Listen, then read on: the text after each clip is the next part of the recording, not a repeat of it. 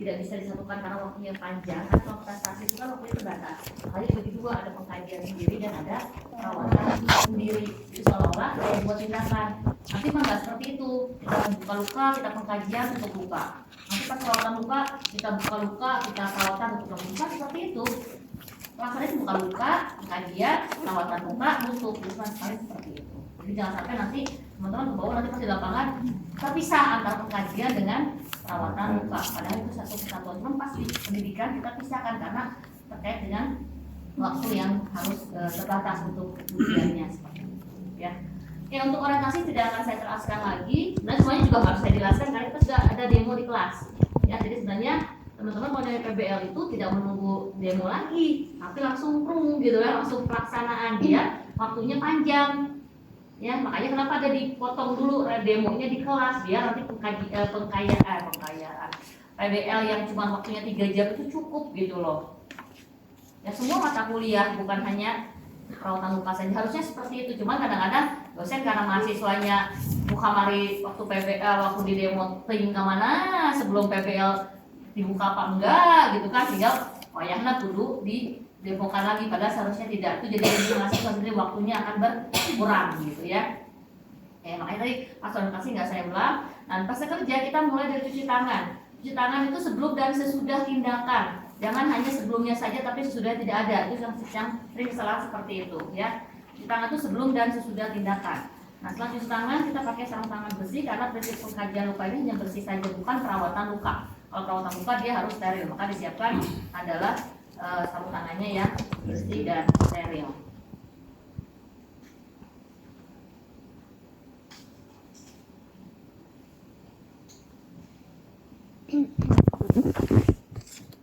Kita posisikan pasien area kaki sebelah. Kalau misalnya kaki tinggi bisa kita ganjal dengan bantal ya. Kita kasih alas. Kita siapkan besok. Ya, kita isi dengan disol. Kita isi buat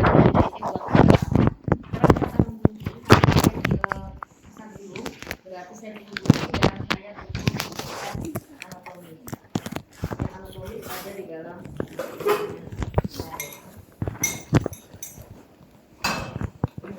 Kenapa di sini ayah? Nanti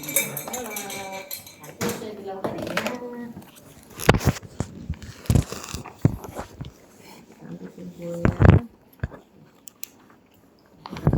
Kalau dia lengket kita boleh pakai dengan NaCl, kita lunaki supaya tidak lengket.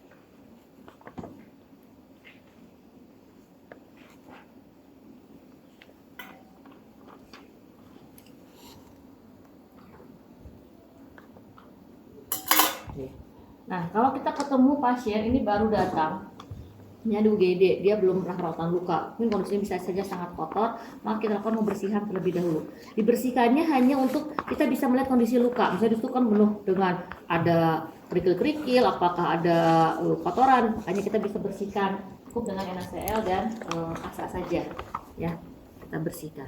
Tapi kalau misalnya ini lukanya mau sudah beberapa kali dirawat di ruangan, berarti kan lukanya dalam kondisi ya bersih ya, tidak usah kita bersihkan, langsung kita lakukan proses pengkajian luka ya. Oke, lalu kita akan melakukan pengkajian luka. Kita harus siapkan pulpen, kemudian liner scale. Boleh saya pinjam liner scale satu? Nah, di sini liner scale dan penggaris. Nah, di liner scale dan penggaris kita tulis nama pasien dan tanggal pengkajian. Begitu juga di sini nama pasien dan tanggal pengkajian.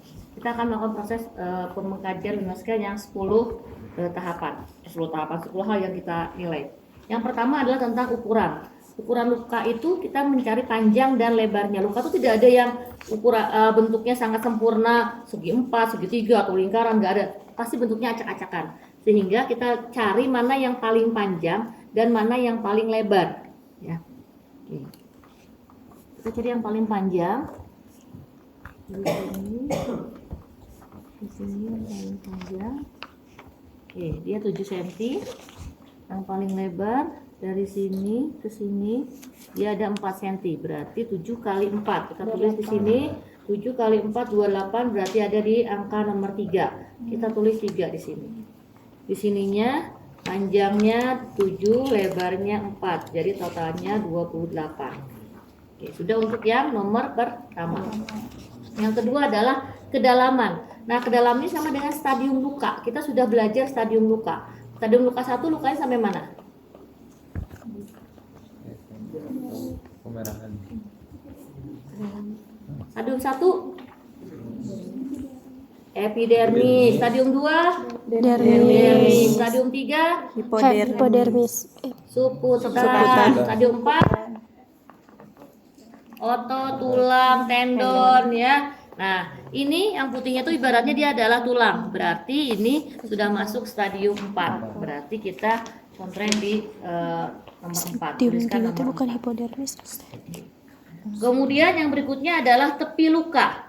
Tepi luka tuh ini nih, bagian pinggir-pinggir luka yang memisahkan luka dengan kulit yang sehat. Nah, yang pertama kita lihat dari tepi luka ini, apakah tepi luka ini dengan kulit yang sehat berbatas jelas atau tidak? Ya, kalau dia sudah sembuh pasti kan batasnya udah nggak jelas karena lukanya sudah mulai sembuh. Tapi kalau belum sembuh 100% pasti akan berbatas jelas antara mana luka, mana kulit yang sehat. Jadi pertama kita lihat adalah batasnya jelas atau tidak. Yang kedua kita lihat posisinya, luka lebih rendah daripada kulit yang sehat ataukah sudah sejajar. Dan yang ketiga adalah kita palpasi tepi-tepi lukanya itu sama lunaknya dengan kulit yang sehat atau lebih tebal atau sangat tebal seperti kulit yang kapalan. Ya, nah itu yang kita harus lihat. Ya, jadi apakah berbatas tegas, berbatas jelas, kemudian posisinya lebih rendah ataukah sudah sejajar, dan tepi lukanya sama lunaknya atau lebih keras. Tinggal kita lihat. Kalau dia tidak terlihat batasnya, berarti dia sudah baik nomor 1. Tapi kalau dia berbatas jelas, tetapi posisinya masih posisi sudah sejajar, tidak lagi kondisi lukanya lebih rendah, gitu ya. Itu di nomor 2. Nah, kalau berbatas jelas, posisinya rendah, lebih rendah, yang luka lebih rendah daripada yang sehat, tinggal kita pijit tepinya. Kalau tepinya sama lunaknya, berarti nomor 3. Tapi kalau dia lebih keras, dia posisi nomor 4. Tapi kalau sangat keras seperti kulit yang kapalan atau hiperkeratonik, itu ada yang di nomor 5. Ya. Itu yang disebut dengan tepi luka. Nah, misalnya ini kan kalau pantoma nggak jelas ya, karena sama-sama kerasnya. Nanti di kasus akan ada seperti apa posisinya. Jadi kita akan bisa beri nomor apakah 1, 2, 3, 4 atau 5 ya. Kemudian goa. Nah, kalau goa kita butuh cotton bud. Kita ambil cotton bud dan kita butuh penggaris kertas ini. Nah, goa itu biasanya ada di tepi-tepi luka, tapi ada juga di tengah luka. Nah, caranya kita coba masukkan di tepi-tepi luka dulu. Apakah ada yang si cotton bud itu bisa masuk karena ada terowongan atau ada goa ya. Kalau misalnya ada, kita coba masukkan sampai mentok, lalu kita kasih tanda, kita ukur berapa kedalamannya. Terus kita cari semuanya, semua tepi luka dan tengahnya. Adakah goanya? Kalau ada berapa buah dan masing-masing berapa dalamannya, berapa sentinya. Tinggal kita lihat di sini ya. Kalau tidak ada goa sama sekali, udah kita telusuri kosong, tidak ada goanya, berarti nomor 1 ya. Kalau ada goa tapi goanya semuanya dalamnya rendah-rendah, kurang dari 2 cm, mau berapapun, mau 1, mau 10, mau 20, tapi semuanya tidak nyampe 2, cuma 1, 1,5 atau setengah, jadi nggak ada yang sampai 2, semuanya kurang dari 2 ya. Itu adalah nomor 2. Tapi kalau mau 1, mau 10, mau berapapun, ada satu aja yang lebih dari 4. Ada yang 5, ada yang 6, ada yang 7. Walaupun cuma 1, langsung nomor 5. Ya. Tapi kalau berkisar antara 2 dan 4 gitu ya.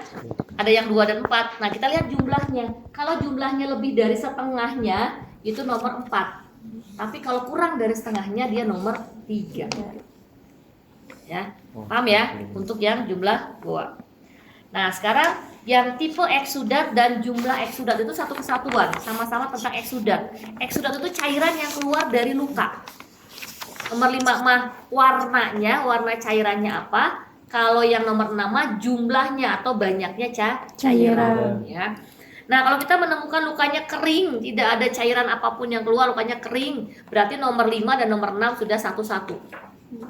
Ya.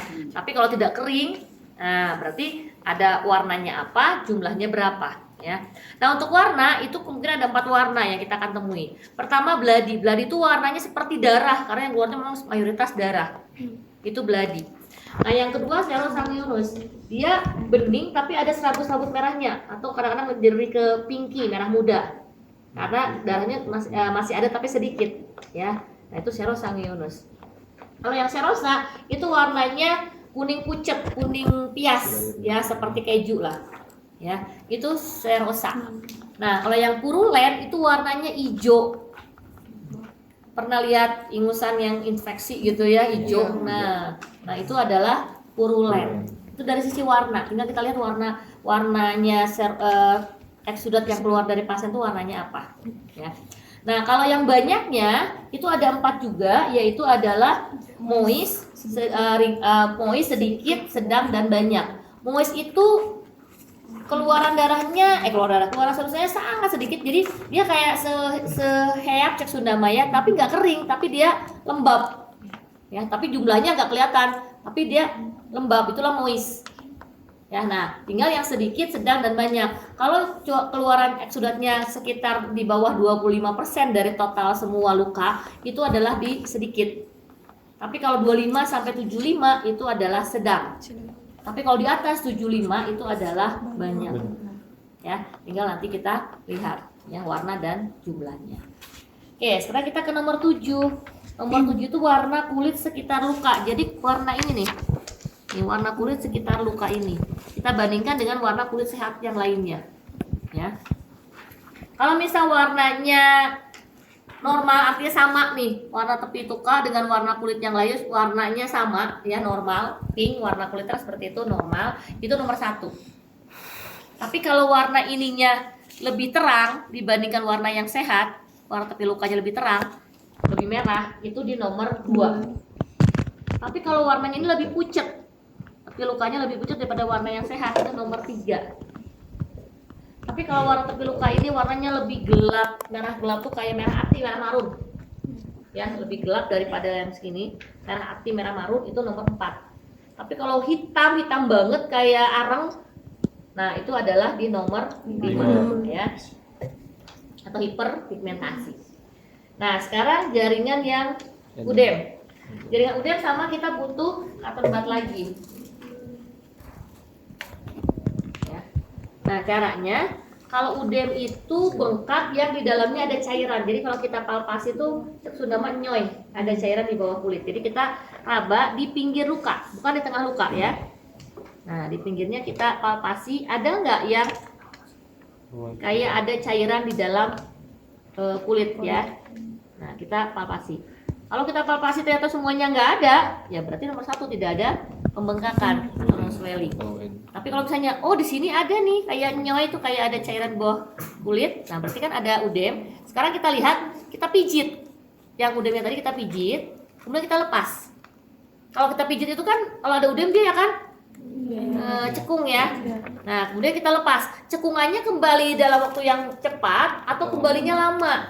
Kalau kembalinya cepat, pas kita pijit, kita lepas dia ikutan kembali cepat, itu namanya non-pitting. Tapi kalau kita pijit, terus kita lepas, cekungannya tuh lama banget kembalinya, itu namanya pitting.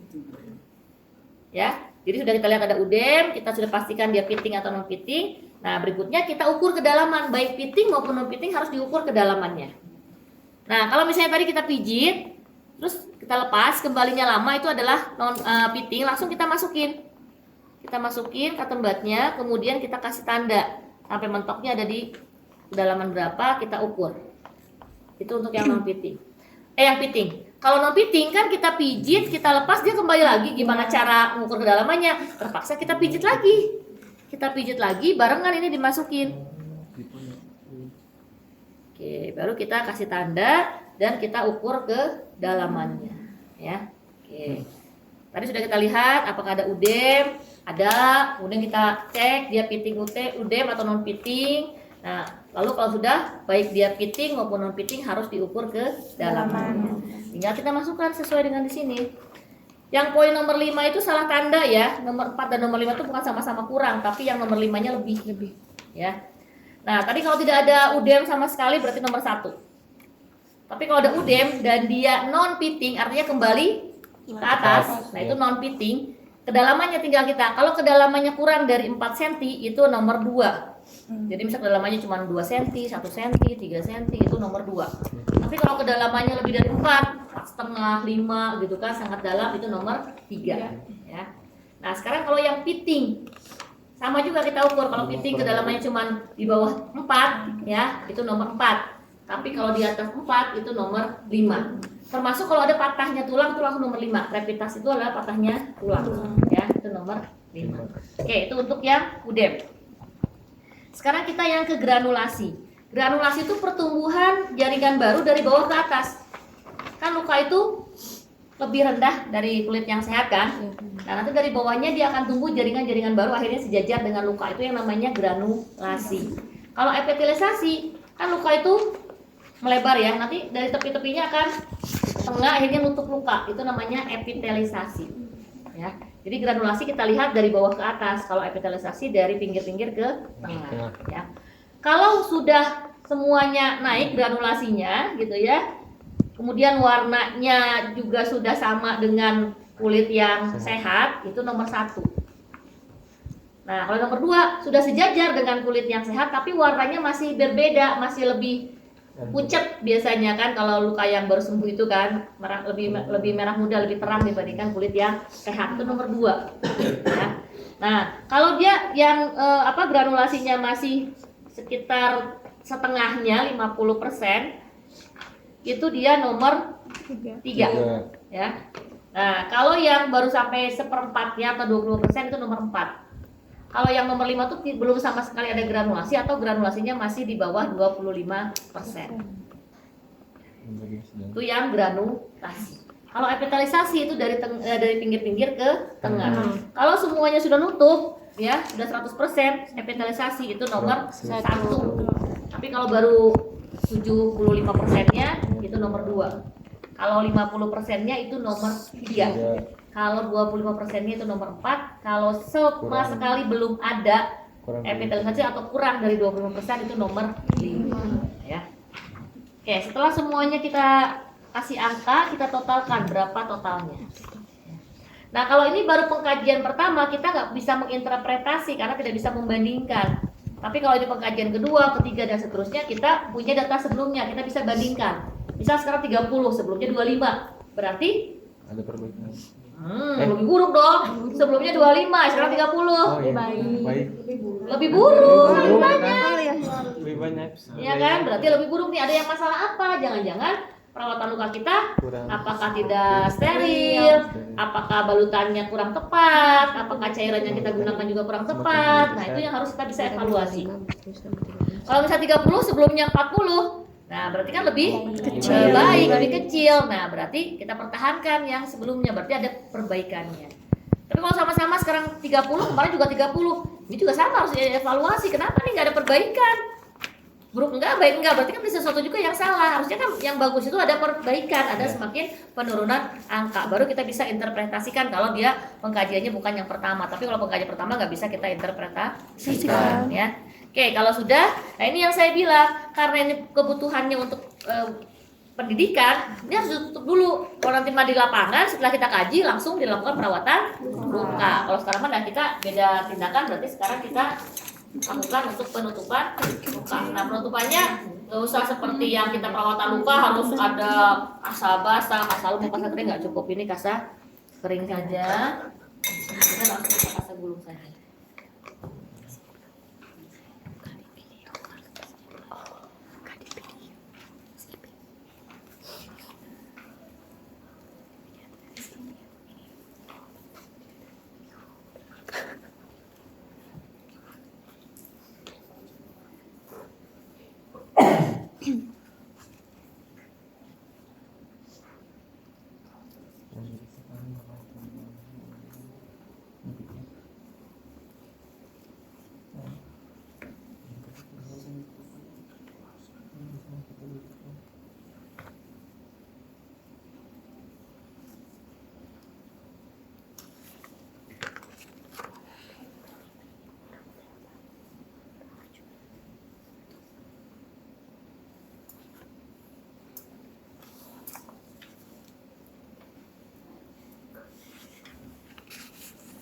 Oke, kalau sudah kita rapikan dengan alat, kita posisikan pasien lagi.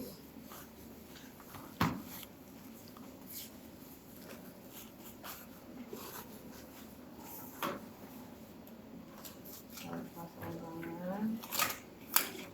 Terus tangan lagi. Nah, kemudian kita dokumentasikan, ini kita satukan, kita masukkan dalam dokumentasi pasien. Ya. Oke, sampai sini.